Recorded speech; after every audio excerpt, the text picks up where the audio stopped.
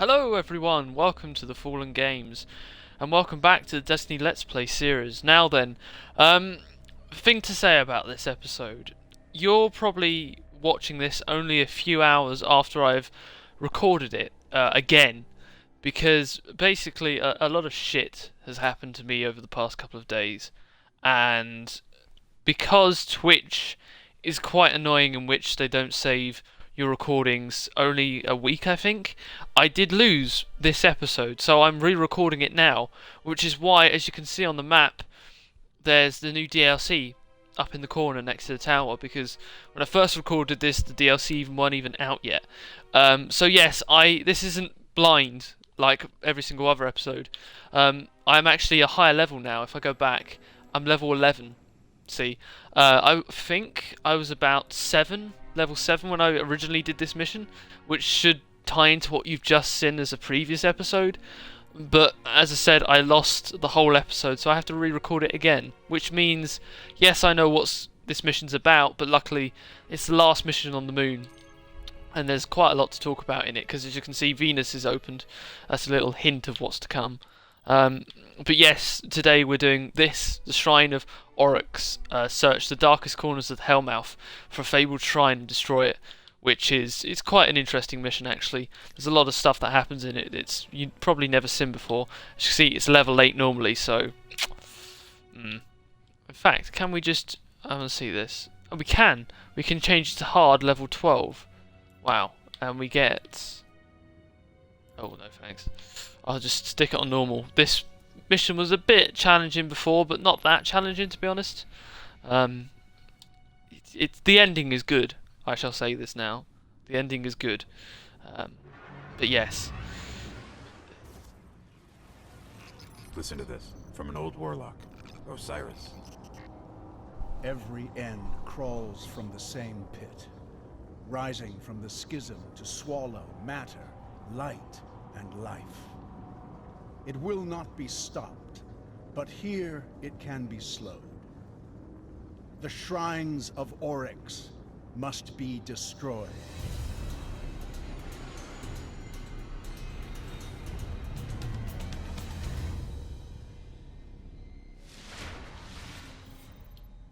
There is a shrine here, but it's further in the Hellmouth than anywhere we've been. We should try to destroy it before it's too...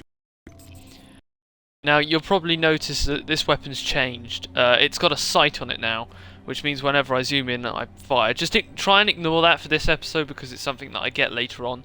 You also see the colours change because it's a different weapon. So's that, and so's this. It's a machine gun instead of a rocket launcher, which actually comes in handy probably. But yeah, you start in a crowd of bones, which is always a good sign when you're going into the Hellmouth. And we're actually really near the Hellmouth. Since I last recorded this episode, I have explored most of the moon, and it's an interesting place. The Hellmouth is pretty cool. I haven't done the strike mission yet because I'm still not high enough level, despite now me on Venus. But hey, you know. So yeah, just the last couple of days has been a bit. If I sound disheartened, I'm sorry, but I am. It's just the past couple of days have been just a pile of crap. If anyone ever tells you that life is good and fantastic, ignore them, they're lying. Or they're deluding themselves into thinking that it is. As you can see, look, I can just kill a knight with 3 shots.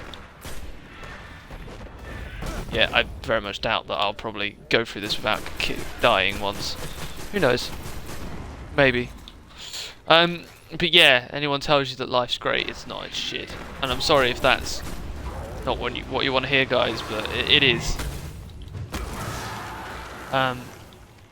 Oh, and I got another piece of armor. That's pretty cool. I'll try not to show you my character in this, because otherwise it will hint to what's to come in the series. But I'll try and keep sort of the spoilers of the next couple of episodes to a minimum. But we'll see. We shall see. So yeah, but anyone tells you that life's great, they're lying. They're deluding themselves. It is not. Humans, we humans. Activity. Heavier than normal. Something's got them worked up. Oh. I'll stay on it. Hey look, there's a level 8 there. I remember when I was that. And yeah, the Fallen in the Hive. This I'll talk about this, what's coming up in a minute. But no, if anyone says that, they're deluded. Humans, they make themselves, they think life is happy and good, when in actual fact it's not. They only do stuff to delude them into thinking that it is. Wow, that's really depressing. Jeez, I need to lighten up a bit. They're invading the Hellmouth. Yeah, as you can see, this is kind of the first little glimpse of a civil war between the Hive and the Fallen that we get. Which actually, if you go and explore Earth, here's a little... for anyone who has got Destiny and is watching this, if you go and explore old Russia on Earth, then you will come out to an arena where there's Hive attacking Fallen, and it's actually really cool. And it's kind of, it hints there that there's a feud between these two, and especially when the Fallen now start invading the Hellmouth, which is, let's face it, the Hive's main city. They're not going to enjoy that. Also, these guys have snipers, and I got caught out last time by one of these. Oh, they've got a Spectre as well, that's just great. Although Spectres aren't exactly that big of a deal now, it's him. That sniper there who just nearly took down half my health. And look, that's a Fallen dropship. That is pretty cool. I do like this. I've never actually talked about the design of Fallen ships. I talked about Hive ships and how they're kind of just boring looking, but these, it looks like they're scavengers. It looks like it's made up of junk and bits. It's pretty cool.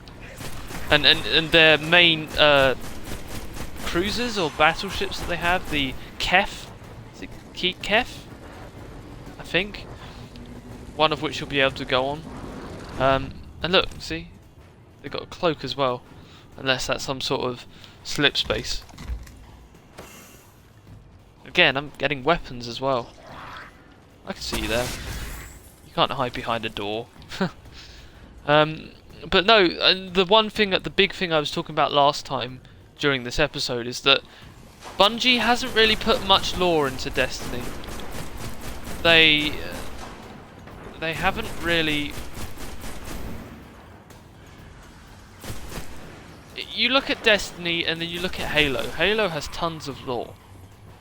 Now the first Halo game, it didn't have that much of lore, but it had books that explored its lore and origin much further than the games ever could. But with Destiny, there is no books. Yes, there's an art book coming out, but that's mainly concept art. That's not going to show us much in terms of story that we don't know. And yes, you get glimmer cards, which you see down the bottom whenever you kill or get achievements, but you have to go onto the Bungie website and physically read and locate all of them, which for some people, that's too much effort.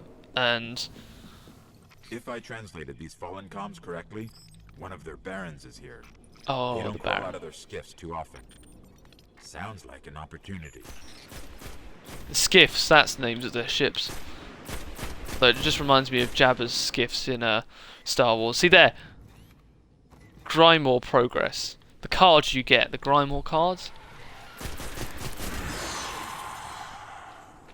they give you extra background story, but that's about it. And here's that guy. He's just gonna see how easy that was. My word. Before that took probably That's one less baron to worry about. Let's find the shrine. quite a long time to do. I mean, yeah, I'm sort of OPing this match, but then again I am level 11 and this is an 8 mission. Again, I apologise for... Oh, something down there. I apologise for the mess, but as I said, it's not my fault.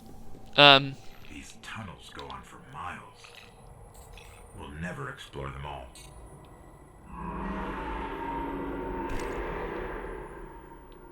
I remember staying here and going, yeah, that's a long way down. Look at that. It kind of shows you how... Don't even want to know what they're keeping down there. It kind of shows you how much the Hive have dug out the moon, because it goes on, and in the latest DLC, The Dark Below, you explore more of the Hellmouth, and you go to the deepest part of the Hellmouth, which is even deeper than we go in this mission, which this mission gets quite deep into the Hellmouth. In fact, we get to the core of it, at least it's never explained, but it's called a shrine. But when you'll see it, it looks more like a generator slash core, and I believe it's what the Hive have been using to survive down here and sort of stay. Which way is it? Oh, it's this way, yes, because I remember going through here. And it kind of suggests that the Hive, despite their organicness, they still use technology to help them. I mean, they use guns, as you can see, but they also have some level of technology that's not just based on organic life. Which is pretty cool, because it makes it more interesting. Where's that wizard gone? Oh, there it is. There, I'll have a grenade.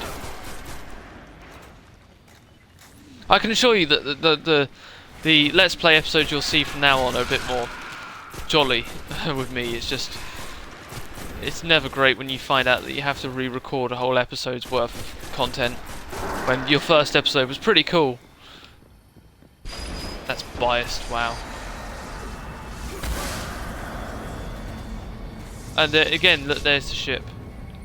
But I can just ignore that now because that's where we encountered them last time. It's clever how these missions are structured, because this is still open world. Yet, when we came down here last time, we came down through that door, I believe. That door was open and we came up and walked out to there. Whereas this time we're just delving deeper into the Hellmouth. And again back into a Hall of Wisdom. I remember this from last time. Yeah, this is pretty annoying. There's Fallen on one side, there's Hive on the other. It's pretty annoying. Just as crazy as we are.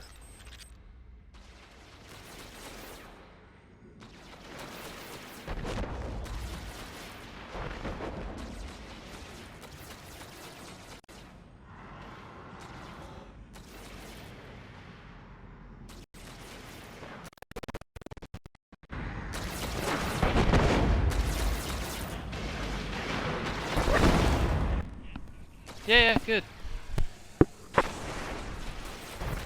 I've had a Mars bar. Cool.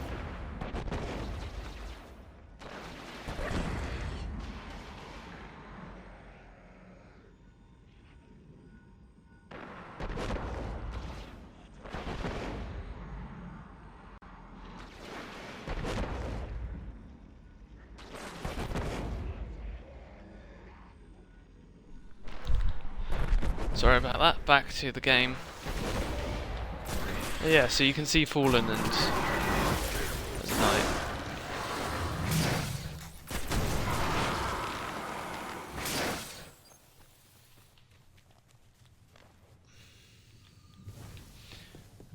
There should be Hive. Ah, there they are. Oh no, they're not Hive, they're just more Fallen. Yeah, they're Fallen snipers. Not great. Never great. Especially when you're in the dark zone. I said I thought I killed you. That's the only problem I have with this weapon, and I'll talk about this in a later episode, but because you have to zoom in, the only downside is that its reloading time is less. Its firing rate is less. Its reloading time is still the same. It's just quite annoying when you're killing sort of these guys. Let's see. That's actually where we went last time. Again, as I said, this map changes despite being an open world. And this was kind of the first time I went, what's going on? Because as you can see, this is Hive technology. Up until that point, that's not Hive technology.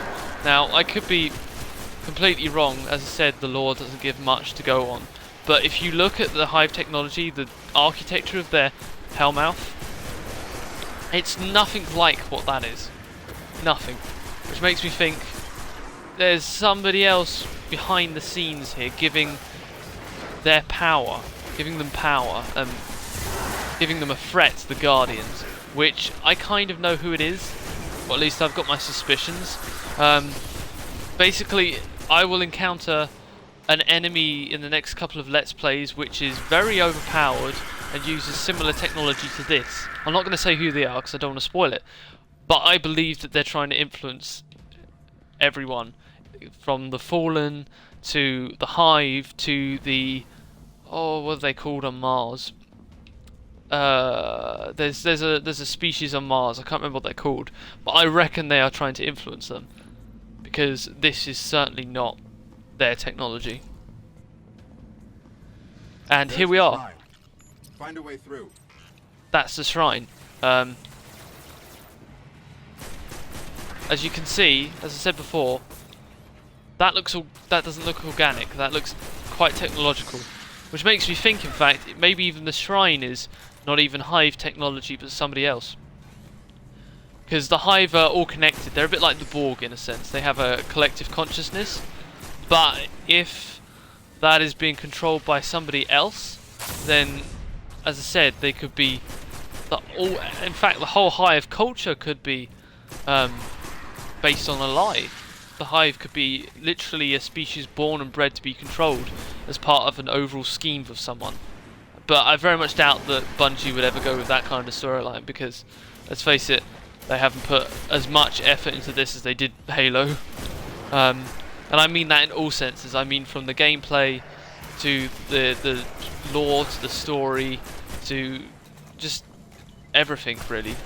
The only thing I would say about it is characters, the look of the characters, the feel of the game, the aesthetic is better than Halo, slightly, but everything else is, yeah, it's kind of not. And I found an encrypted enneagram, that's nice, and I've also got another achievement, which is called Bane of Death. It's probably for killing so many Hive. Yeah, we're going to have to face that, by the way. Oh, there it is. I thought so. However, this is fairly easy. You just got to avoid his gaze. Where's he gone? No! No, no, no, no, no. Oh, I don't want you. I want him. Oh god, he's raging. Oh dear. No, no, no, no, no, no, no, no, no, no, no, no. I can just take him down with that. It's quite simple.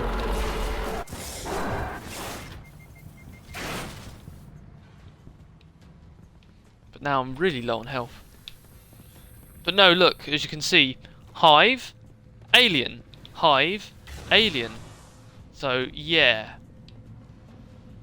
Alien, this is a lot alien.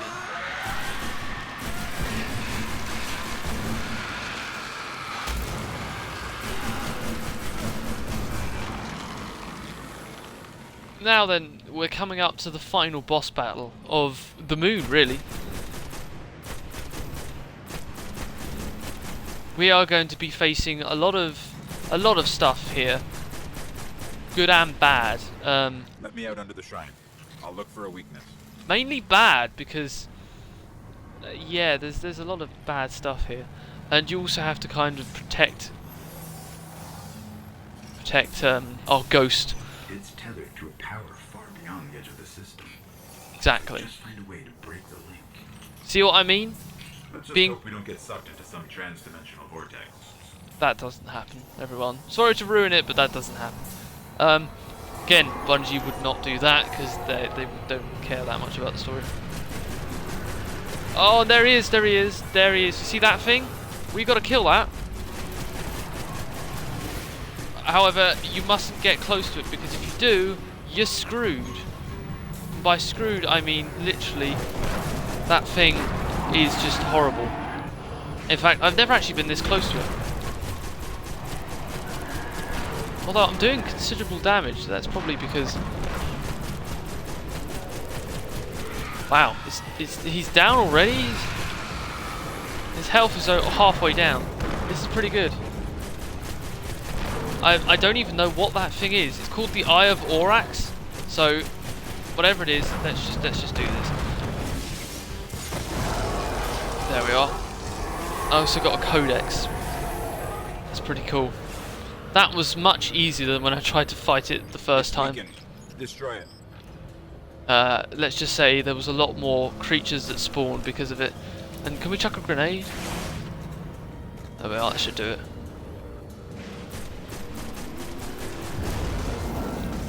Oh god.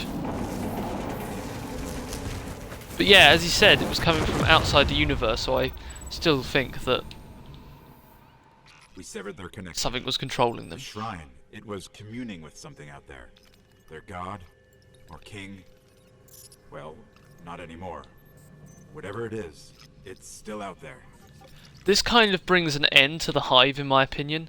I mean, yes, there's still, as the DLC we will find out in the DLC, there's still things controlling the Hive, but their god or king, cough cough, another alien race that's controlling them, their connection's gone.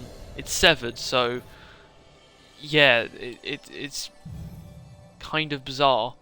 As you can see, level 11. The rewards are a nice... Oh, wow, 58. Not bad.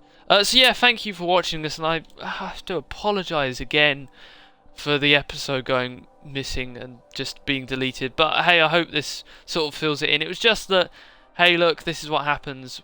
And that was, in fact, the fastest I've ever done that mission. So thank you for watching, guys. And look forward to the next episode where the actual series carries on proper. Till then, bye, everyone.